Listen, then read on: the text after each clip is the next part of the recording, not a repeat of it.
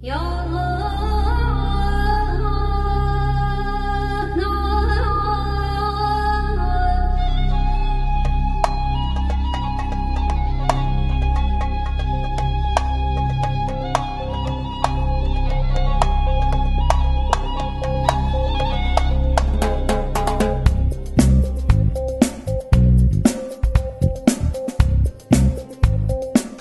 chaque album commence par une grosse recherche de documentation, donc je vais toujours sur place, à chaque fois que j'ai un album, où qu'il se passe d'ailleurs, hein.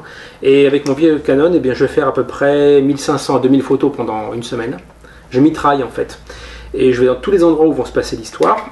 J'ai mon petit carnet aussi, dans lequel je vais prendre des notes, des petits souvenirs en fait, sur l'ambiance, sur ce que j'ai croisé, ce que j'ai ressenti, des petits crayonnés aussi qui vont m'être utiles.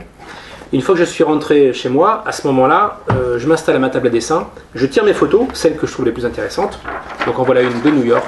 Là on est à Chinatown, donc cette photo me semblait intéressante. Évidemment, donc j'ai toute la base architecturale en fait qui est là. Il faut que je la retransforme pour en rendre un dessin fidèle à l'histoire. Donc voilà d'abord le crayonné. Donc le crayonné il est très succinct au départ, mais je place tous mes éléments, je cadre, en format assez grand comme on peut le voir. Après, je vais travailler le décor tout seul. Voilà.